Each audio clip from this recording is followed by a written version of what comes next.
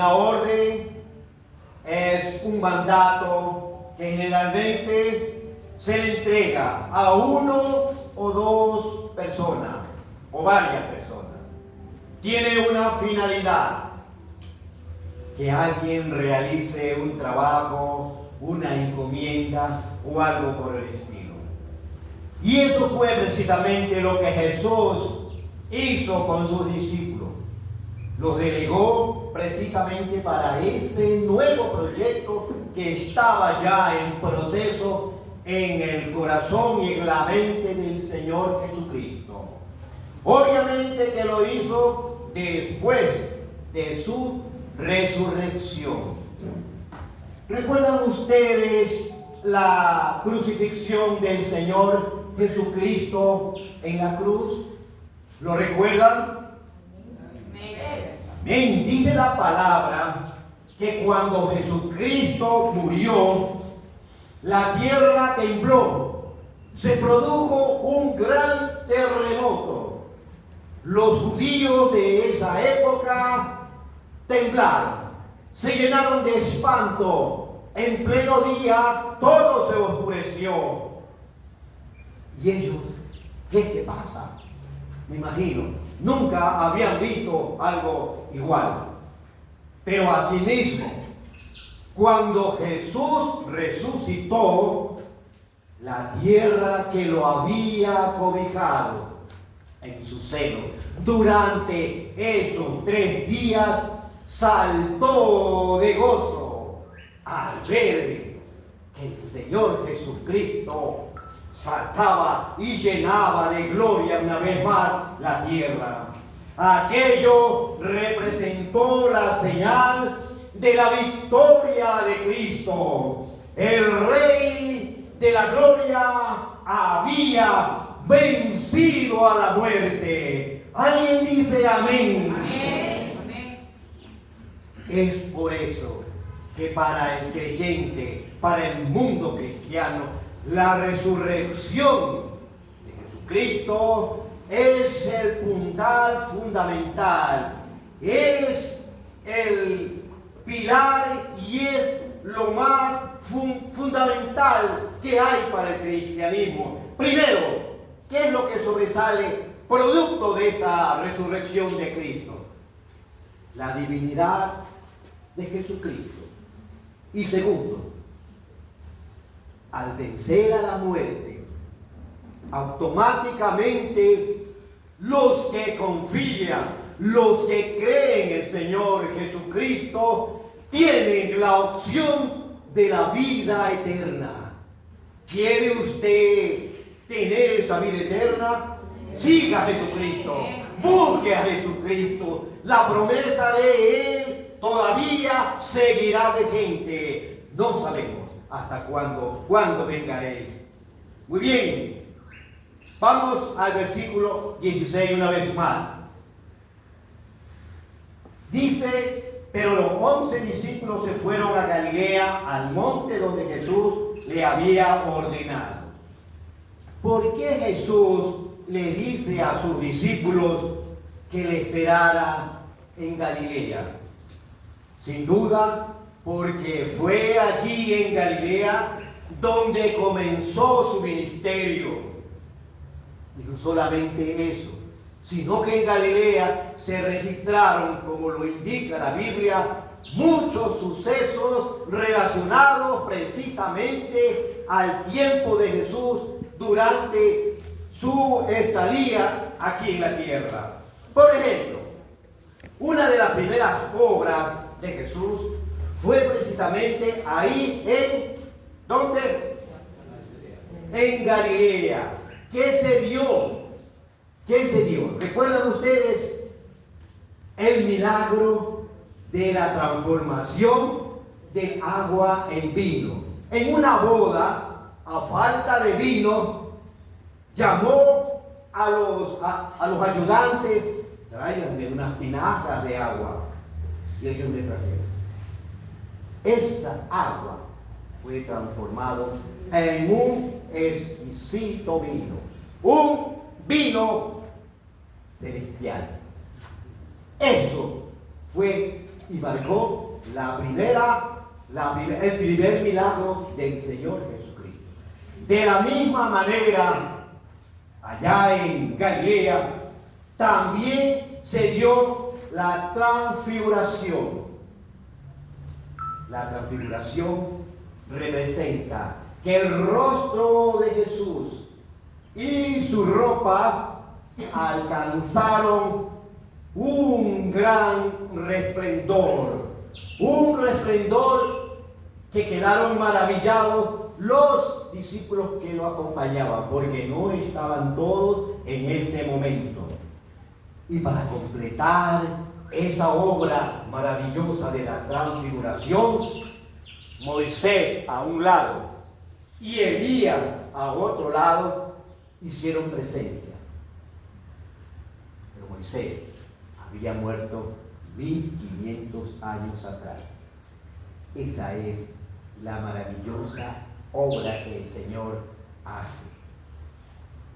1500 años, y sin embargo, en ese momento estaba ahí a su lado. De la misma manera, Elías. Definitivamente su fama, sí, y el poder de Jesús se extendió por todas las aldeas, por todas las ciudades donde él recorría. Y no solamente aquello, sino que todas las aflicciones de aquellos habitantes, los que estaban con dolencias, llegaban donde Jesús. Y Jesús los sanaba. A todos. Posiblemente, tal vez había muchos que no creían, pero sin embargo, Jesús estaba dispuesto a ayudarlos en todo momento. En definitiva, Jesús quiso regresar a Galilea porque quería reunirse con sus discípulos. Y no solamente eso, tenía que recordar que ahí se inició su ministerio. Sí, fue allí, pero ahora, en el mismo sitio, Galilea, él quería volver a retomar el nuevo proyecto, lo que se llama la Gran Comisión. Así es. Hermanos, volvamos a la reunión o el encuentro que tuvieron Jesús con sus discípulos. Pregunto, ustedes que ya leyeron eso, ¿cuál fue la reacción de los seguidores de Jesús al verlo vivo? Al ver a Jesús lleno de gloria. Unos lo adoraron, ¿verdad? Unos lo adoraron, pero de la misma manera otros dudaron, ¿verdad? Los que dudaron debieron haberse hecho algunas preguntas. ¿Y será el mismo Jesús que estaba en la cruz o es otro? Usted sabe que cuando hay duda, la gente empieza a hablar más de la cuenta. Había estado con ellos, había compartido su vida a Jesús con ellos, pero había unos cuantos que no creían que Jesucristo había resucitado. Vayamos a Juan 20, el 25. Y ahí vamos a ver el caso de Tomás. Tomás, uno de los discípulos.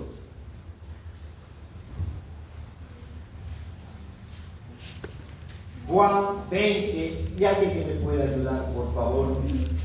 Juan 20, versículos 25 al 28. La palabra del Señor dice: le dijeron pues los otros discípulos: al Señor hemos visto. Él les dijo: si no viere en sus manos la señal de los clavos, y metiere mi dedo en el lugar de los clavos, y metiere mi mano en su costado, no creeré. 8 días después estaban otra vez sus discípulos dentro, y con ellos Tomás. Llegó Jesús, estando las puertas cerradas, y se puso en medio y les dijo: paz a vosotros. Luego dijo a Tomás: pon aquí tu dedo y mira mis manos, y acerca tu mano y métela en mi costado, y no seas incrédulo, sino creyente. Entonces Tomás respondió y le dijo, Señor mío y Dios mío. Amén. Gracias, hermano. Tome asiento. ¿Se dan cuenta? Tomás pedía pruebas para poder creer, para poderse convencer si el que había resucitado era precisamente Cristo. Eso pedía Tomás. Sin embargo, Jesús, a fin de disipar toda duda, Él se acercó a sus discípulos y empezó una vez más a retomar todas y cada una de las vivencias que había tenido con Él. Yo me imagino, porque no está en la Biblia, de que una de las primeras preguntas que tiene que haberle dicho a los discípulos es: ¿me extrañaron? ¿Me extrañaron estos días? Sí, es posible que eso haya sido. Es posible que le hayan preguntado: ¿me extrañaron? Muy bien. Dice el verso 18, vamos avanzando. Y le habló diciendo: toda potestad me es dada en el cielo y en la tierra. Jesús, en base a este versículo, le estaba declarando que Él posee autoridad sobre todo lo que hay, tanto en el cielo como en la tierra. Jesús, con esta declaración delante de los discípulos, le estaba diciendo que se había cumplido la profecía de la resurrección. ¿Lo creen ustedes? Amén. Claro, el que no cree que Jesucristo ha resucitado no es creyente, no es cristiano. Y vana es la situación de escuchar su palabra, salvo que el Señor le toque su corazón. Muy bien, con esta pequeña introducción que ustedes han escuchado, ahora sí ya podemos visualizar en qué consiste el gran mandamiento. ¿Cuál? La comisión, ¿verdad? Porque eso también era un mandato. Así es. Miren ustedes el primer punto. En esta comisión Jesús nos dice: id. Eso es lo que quiere el Señor Jesucristo. Eso fue lo primero que le dijo a los discípulos. Pero le pregunto, ¿lo podemos absorber también nosotros? ¿Podemos absorber ese mandato? ¿Y por qué no? Claro, todos estamos en capacidad, porque es un mandato del Señor. Por eso pregunto, ¿a quién está dirigido esta orden? Es a todos. Es a todos. Y sin excepción, es a todos. Porque todos hemos sido creados por el Señor. Muy bien, mis queridos hermanos y amigos. Una vez más, Jesús estaba delante de 11 hombres. Estaba delante de 11 discípulos. Con ellos había compartido muchas vivencias. Con ellos había compartido muchas enseñanzas. 3 años estuvo con ellos. Estoy seguro que para los discípulos se trató de un verdadero seminario, donde estuvieron viendo lo que es teórico, lo que es, ¿qué más?, práctico, y también pudieron captar lo que era vida espiritual. Ustedes conocen que eran 12 comenzaron, pero uno de ellos se perdió. ¿Debido a qué? Por su codicia. Y ustedes ya saben quién es.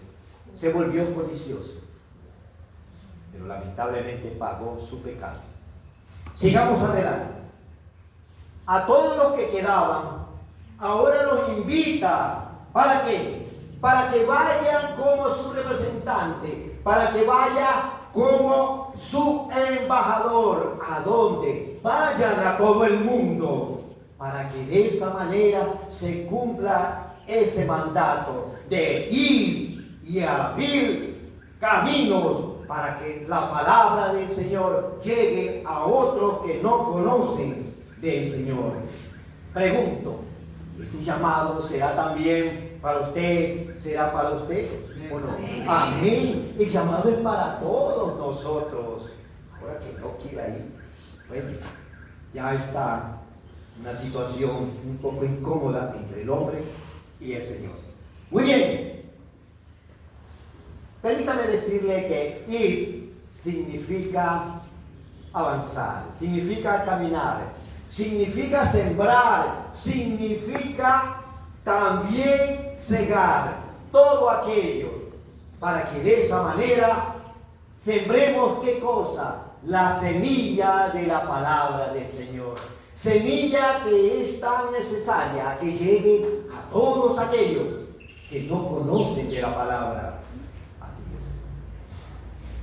Queridos amigos, si volvemos a Jesús una vez más, Él realizó muchos recorridos y en cada uno de ellos veía grandes multitudes, pero esas multitudes a veces estaban dispersas, estaban desamparadas, algo similar a las ovejas cuando no tienen pastor.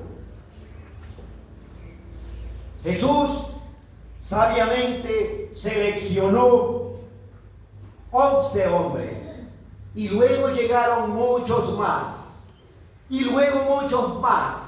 Yo estoy seguro que de esta congregación, cerca de 70 personas, la mayor parte también engrosará la lista de llamado por el Señor. ¿Alguien dice amén? Amén. Amén. Si alguien dijo no está animado todavía a seguir el llamado del Señor. Tenemos que tener ese deseo. Es fácil, hermano. Si usted le dice a un amigo, Jesús te ama, está sembrando ya el surco y lanzó la primera pepita. ¿Quién está hablando? Jesús te ama. Ya le está despertando en ese señor, en esa persona, cualquiera que sea, algo espiritual está hablando. El resto, dijo el Señor Jesucristo, ya viene por añadidura. Empiece a visitarlo. Aunque no lo traiga, no importa, pero visítelo. Llévele preparado un versículo bíblico y eso le va a ayudar mucho. Muy bien, decíamos que seleccionó a 11 y ahora veo que se han sumado, aquí hay más, ¿verdad? Hace la mano, ¿quién está dispuesto? Nadie, ahí está. Amén, amén, amén, amén. ¿Dispuestos a servirle a quién? ¿A mí? No, al Señor. Amén, amén, así es. Revisemos Primera de Corintios, capítulo 3 y el verso 10. Primera de Corintios, capítulo 3 y el verso 10. Alguien que me puede ayudar. La palabra de Dios dice así: conforme a la gracia de Dios que me ha sido dada, yo como perito arquitecto puse el fundamento y otro edifica encima, pero cada uno mire cómo sobreedifica. Amén, amén. Gracias, hermano. Mire lo que dice Pablo aquí.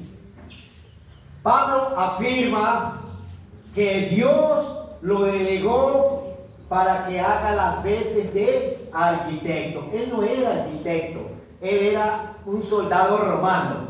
Sin embargo, Dios lo delegó. ¿Cómo puede delegar a cualquiera de ustedes para que vaya a visitar a un amigo y le hable de la palabra? Igual, en esa ocasión le tocó a Pablo. Posiblemente mañana le puede tocar a uno de ustedes. Vaya, visítelo, háblele de la palabra, siembre la semilla de la palabra.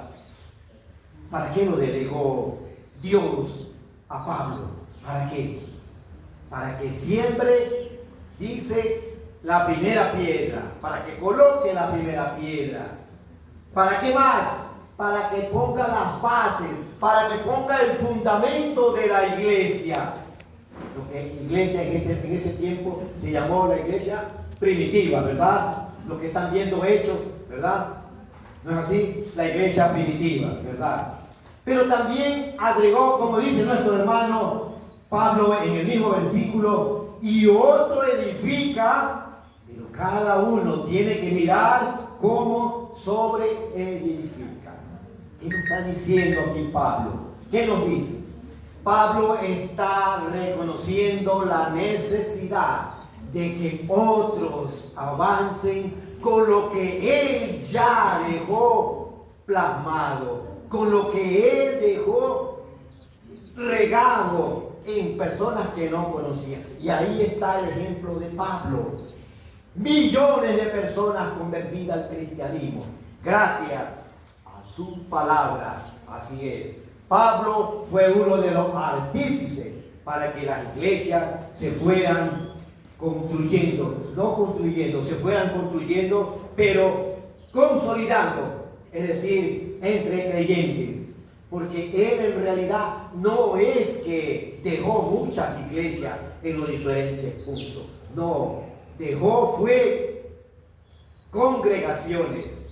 Ustedes saben muy bien que Dios no mora en construcciones o iglesias hechas por hombres. Y lo vamos a ver en Hechos 17, versículo 24, para que de esa manera fortalezca el conocimiento de lo que es la palabra de Pablo. Hechos 17, 24. Si alguien lo tiene, por favor. Dice la palabra del Señor: el Dios que hizo el mundo y todas las cosas que en él hay, siendo Señor del cielo y de la tierra, no habita en templos hechos por manos humanas. Amén. Amén. Miren ustedes, está clarísimo. No. ¿Sabe dónde habita Dios a través de su Espíritu? ¿Dónde? En el corazón. Pero para eso es necesario que creer en el Señor Jesucristo, confiar, ¿verdad? Saber que Él tiene el control de cada una de nuestras vidas, ¿verdad? ¿No es así? De ese momento llega el Espíritu Santo a morar en nuestro corazón y usted se siente fortalecido. Toda esa tristeza que antes estaba en usted se cambia ahora por una emoción maravillosa de saber que ya no anda solo. Muy bien, pregunto, ¿estamos listos para apoyar la obra del Señor? Amén. Amén. O nos queremos contentar con solamente ver lo que otros hacen. ¿Verdad que no? No debemos contentarnos que otros hagan y nosotros contemplando nomás lo que otros hacen. No. Debemos poner ese grano de arena también, llegar a otros con el conocimiento de la palabra.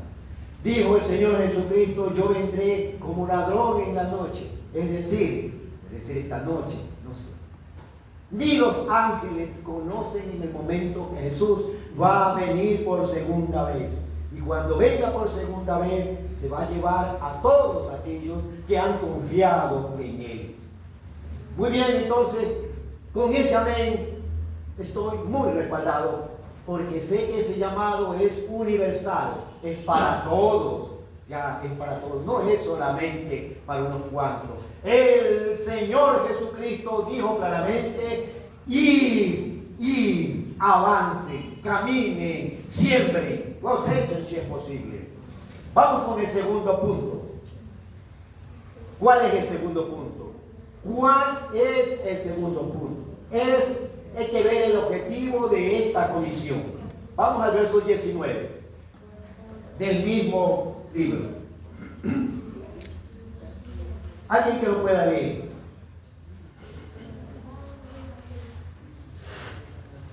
La palabra de Dios dice así: por tanto, id y haced discípulos a todas las naciones, bautizándolos en el nombre del Padre y del Hijo y del Espíritu Santo. Amén. Miren ustedes que Jesús nos dice dos cosas. Primero, vayan y hagan discípulos, ¿verdad? Y luego, ¿qué más? Bautícenlos, ¿verdad? Pero vamos primero con hagan discípulos. Un discípulo es todo aquel que sigue a su maestro. Ser discípulo es imitar el ejemplo de Jesús. ¿En qué áreas? En la humildad, en el servicio al prójimo, ¿qué más? En el amor que debe dar al necesitado. Así se caracterizó el Señor Jesucristo. Y nosotros también debemos imitarlo al Señor. No olvidemos que Él vino a servir y no ser servido. Así es. Cuando Jesús nos dijo, id y hacer discípulos, nos estaba llamando a predicar dos mandatos, dos cosas bien definidas. La primera, el arrepentimiento. Sí. Amén. Amén, el arrepentimiento. Ese es nuestro deber, proclamar que el hombre debe arrepentirse de su pasada manera de vivir. Eso es lo que tiene que proclamar el hombre. Cuando usted encuentre un amigo, es hora de que te arrepientes también. Claro, eso es un proceso. ¿De qué me voy a arrepentir? De tu pasada manera de vivir. Usted está dando un giro diferente. Ya no está mirando al pecado, ahora está mirando al Señor, ¿verdad? Asimismo, también debemos proclamar que solo en Jesús alcanzaremos salvación. Ese es el complemento, ¿verdad? Amén. Así es. Mis hermanos, si queremos hacer discípulos, como dice Jesucristo, primero tenemos que nosotros ser discípulos. Si queremos que otros sean discípulos, mostrémoslos que somos discípulos. Mostremos que somos líderes. Que si el Señor nos ha dejado o nos ha entregado un ministerio, trabajemos para el Señor. Trabajemos con ese ministerio para que crezca. Trabajemos para qué? Para que ese ministerio sea eficaz. Y ese ejemplo que hacemos nosotros como seguidores del Señor lo pueda ver otra persona. Lo puedan ver otros. Y que se sientan en realidad con esa confianza y con esa seguridad de que están realmente trabajando para el Señor. ¿Y sabe cuál es lo bueno de esto? Que todo ese conocimiento que usted va adquiriendo, en los actuales momentos me agrada mucho ver como un grupo de hermanos, que ya hay como 25, están siguiendo ese discipulado que se llama Vida Abundante, ¿verdad? Hay ahí mucha lectura y mucho conocimiento. Yo creo que muchos ya van por la mitad. Sin embargo, para aquel que todavía no ha seguido, que está interesado, también lo va a ver, sí. Van a comenzar en lo posterior otro grupo.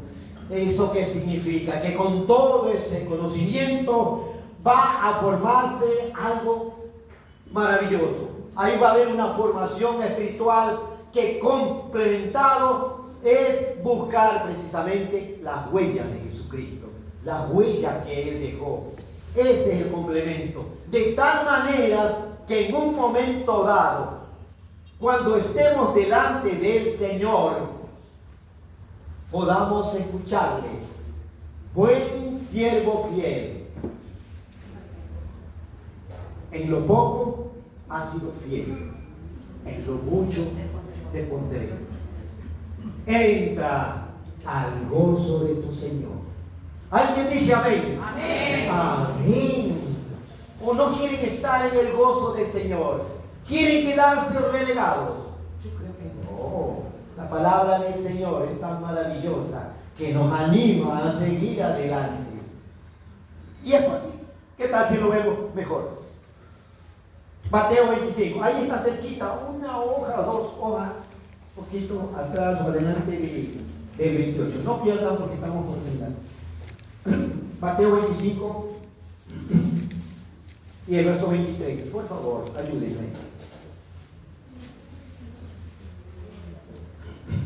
La palabra del Señor dice: su Señor le dijo, bien, buen siervo y fiel, sobre poco has sido fiel, sobre mucho te pondré. Entra en el gozo de tu Señor. Amén. Bien, entra en el gozo de tu Señor. Eso es lo interesante de esto, ¿no? Que ya las cosas mundanas van quedando ¿dónde? Atrás. ¿Y qué estamos viendo como expectativa? Las cosas espirituales, porque nos amparamos en su palabra. Su palabra es la que nos guía, nos ayuda. Sigamos adelante. ¿Qué más nos dice el Señor en el versículo 19? ¿Qué más nos dice? Nuestra hermana que leyó dijo, hagan discípulos, ¿verdad? Y ese es uno de los trabajos que tenemos que hacer. Pero ¿qué hacer con esos discípulos? ¿Qué hacer? Bautizarlos. Amén. Miren lo que dice el Señor Jesucristo. Esto no es de pronto que una congregación toma como base, no. Estamos siguiendo el ejemplo del Señor. Y le repito una vez más en 19. Dice el Señor Jesucristo, por tanto, id y haced discípulos a todas las naciones, a todos, bautizándolos, ¿dónde? En el nombre del Padre, del Hijo. Qué interesante, ¿no? Bautizándolos en el nombre del Padre, del Hijo y del Espíritu Santo. Qué pena que hay algunas congregaciones que solamente bauticen en el nombre del Hijo, en el nombre de Jesús. Se están contradiciendo lo que dice la palabra. Qué pena, ¿no? En realidad es el Señor el que juzga esas acciones. Muy bien, hemos dicho que el Señor nos pide que se bautice. Sí. Un nuevo creyente, de acuerdo a lo que dice el Señor Jesucristo, debe bautizarse. Hablar del bautismo es cumplir precisamente con una de las ordenanzas que el Señor Jesucristo dejó a la iglesia antes de subir al cielo, después de su resurrección. Escúcheme, hermanos. Cuando un creyente desciende a las aguas bautismales, viene a reflejar la muerte y la resurrección gloriosa de Cristo. ¿Alguien dice amén? Amén. Amén. Esto es lo que acontece. Eso refleja ese nuevo creyente, la muerte y la resurrección gloriosa de Cristo. ¿Qué acontece con el creyente cuando se va sumergiendo en el agua? Va bajando, se moja los pies y luego el cuerpo. En ese momento está representando la muerte al pecado. El pecado ya no va más. Hasta ahí llegó el pecado. Hasta ahí llegó. Pero ¿qué pasa cuando sale? Cuando el nuevo creyente emerge del agua, ¿qué viene a representar? Una vida nueva, una vida en Cristo. ¿Alguien dice amén? Amén. Una vida nueva, una vida en Cristo. Y así lo afirma 2 Corintios. Vayamos a esos versículos. 2 Corintios capítulo 5 y el verso 17. Alguien que me ayude. De modo, si alguno está en Cristo, toda criatura es. Las cosas viejas pasaron. He aquí, todas son hechas nuevas. Amén. Ustedes han escuchado lo que Pablo en su momento escribió. Cuando una persona llega a Jesucristo, Pablo nos dice, cuando una persona se une a Cristo, se marca el fin de esa vida pasada, de esa vida antigua, de esa vida llena de pecado, aunque diga que es bueno, pero en realidad no sabe la estela que deja cada día. Pero no solamente eso, sino que se inicia, ¿qué cosa? El comienzo de una vida nueva. Mire, la vida pasada queda atrás, y lo dice Pablo, y se inicia una vida nueva, ¿verdad? En resumen, cuando un nuevo creyente o una nueva persona se bautiza, ¿qué es lo que hace? Es confirmar. Confirma que su fe está en Cristo. En Cristo. Amén. Y lo hace públicamente. Lo puede hacer públicamente. Porque ya no hay el que dirán. No hay. Por eso Pablo, recuerdo esa frase que decía: yo no me avergüenzo del Evangelio, porque es poder de Dios. Amén. Mire Pablo, el Evangelio, la palabra, él avanzaba porque llevaba en su corazón la presencia del Espíritu Santo. Claro que fue golpeado, claro que fue encarcelado en esa época, porque los detractores no querían que la religión tradicional se detenga. Sin embargo, él no iba solo, tenía la presencia del Espíritu Santo. Como dice nuestro hermana, el respaldo. Así es. Mis queridos hermanos, Jesús nos está pidiendo que avancemos más. Sí, por lo tanto, es necesario que lleguemos con la palabra del Señor a todos aquellos que están enemistados del Señor. Y le digo así de esa manera, porque por lo menos cuando hay amigos, usted los saluda, ¿verdad? ¿No es así? Tenemos que buscarlo, pero lamentablemente muchos no se acercan a Jesús. ¿Pero qué va a pasar?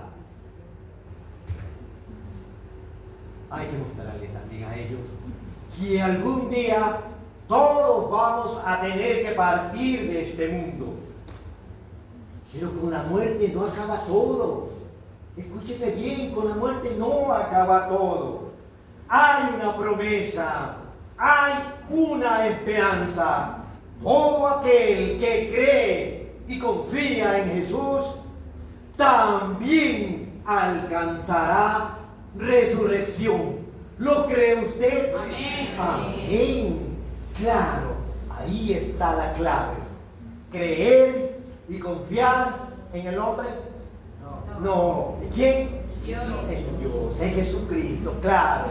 Cuando usted mira a Jesucristo, haga de cuenta que ya tiene el pasaporte para llegar al cielo, donde el Creador está. Amén. Así es. Muy bien. Y es más, lo invito a ver su Biblia en Juan 11, el 25 y el 26. Juan 11. Y ahí vamos a corroborar lo que estamos mencionando. Juan 11, el 25 y el 26.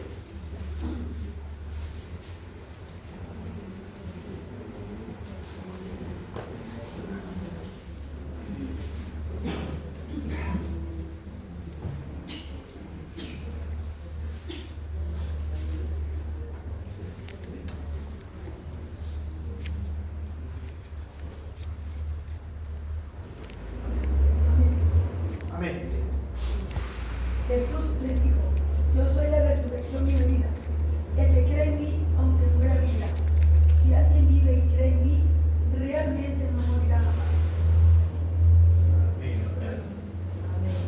¿Quién es la resurrección? Jesús, ¿verdad? Está más claro que el agua. Él es la resurrección y también es la vida. O sea, nuestra vida depende de Él. Nuestras acciones dependen de Él. Así es, mi querido hermano. Vamos al último y tercer punto. ¿qué más deben conocer los nuevos discípulos? Los que recién empiezan a abrirse campo por esa vida cristiana. ¿Qué más? Nosotros estamos en la obligación de enseñarle la sana doctrina. ¿Y cuál es la sana doctrina? ¿Qué estaríamos hablando?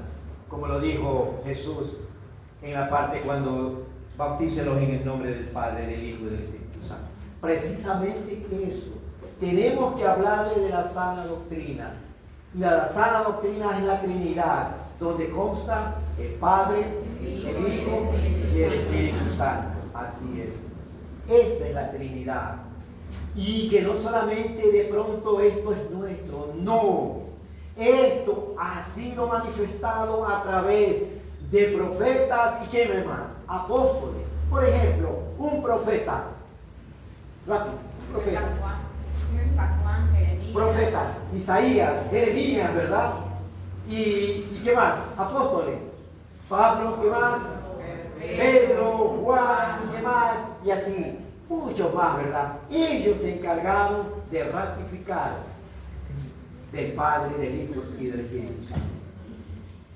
Y lo han hecho a través de testimonios que muy bien se conocen en la Biblia.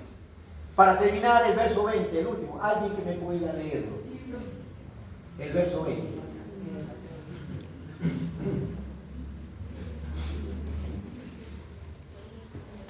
Amén, hermano. Dice la palabra del Señor. Enseñándoles que guarden todas las cosas que os he mandado. Y he aquí, yo estoy con vosotros todos los días hasta el fin del mundo. Amén. Amén, hermano. Muchas gracias.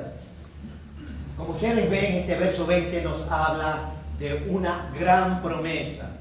Que Dios va a estar con nosotros por siempre, ¿verdad? Amén, así es. ¿Cómo están ustedes contentos de que el Señor esté siempre con nosotros? Amén. Amén. Bien, esta promesa nos muestra que no es que se va a quedar ahí localmente. Es como decir, Jesús no es que va a estar en un solo sitio, sino que va a estar ahora constantemente. Es decir, va a ser más amplia y asimismo va a estar en todos y cada uno de los lugares. Pero también se va a proyectar más la presencia del Señor. Los invito a abrir su Biblia en 1 Corintios 6, 19. 1 Corintios 6, 19.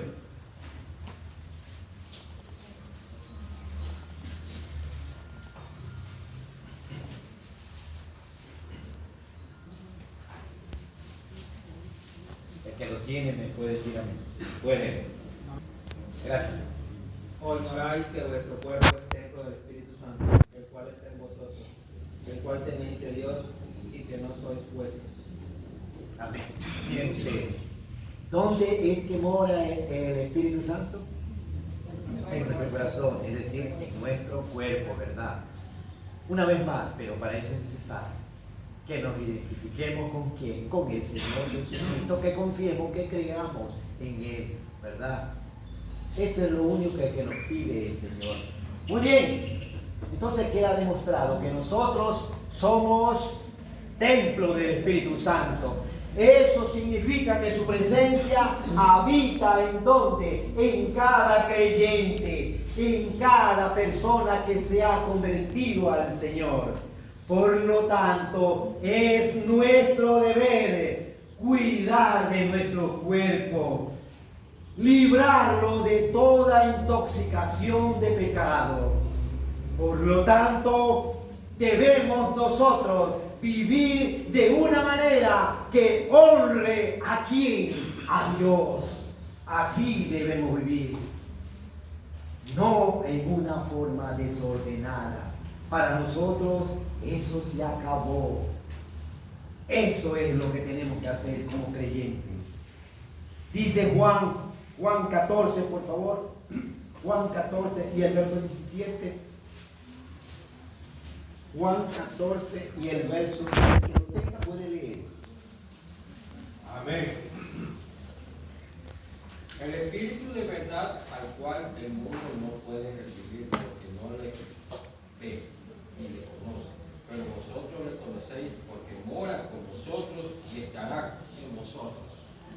Amén. Miren ustedes, el Espíritu del Señor definitivamente no habita, ¿dónde? En la persona que se resiste a seguir a Jesús. Lamentablemente, así es. Todo aquel que se resiste a recibir a Jesucristo. No, mira, yo soy joven todavía. Más después, déjame gozar un poquito más, después lo recibo. Hemos escuchado muchos testimonios en la cual han dejado para otros días. Pero lamentablemente partieron de este mundo sin la presencia del Señor Jesús. Así es. Muy bien. Mis queridos hermanos, Jesús nos promete que va a estar con nosotros ¿hasta dónde? ¿Hasta cuándo? Hasta el fin del mundo. Así es. Él va a estar con nosotros hasta el fin del mundo. Entonces, aprovechemos nuestro tiempo. ¿De qué manera? Deleitándonos en su palabra. Eso debe ser nuestro trabajo, nuestro tiempo. Deleitémonos en su palabra. Confiemos en su ayuda. Vamos a superar de esa manera cualquier dificultad, porque contamos con su apoyo. La misma Biblia en el libro de Josué dice: no te dejaré ni te desampararé. Así nos dice. Esa es otra promesa que tiene el Señor. ¿Con quién? Con nosotros. Sí, con todos los que están aquí presentes. ¿Ya? Mis queridos hermanos, para concluir este tiempo, les quiero preguntar: ¿qué estamos esperando para cumplir esta comisión? Recuerden que esta comisión nos ha mostrado es el Señor Jesucristo. De Él viene la invitación. Además, hay una promesa maravillosa. Ya lo dijo nuestra hermana. Él estará con nosotros hasta el fin del mundo. Hoy Él te invita a que cumplas este mandato. ¿Quieres participar de esta invitación? Amén. Amén. ¿Quieren participar de esta invitación? Amén. Amén. Vamos a orar. Oremos.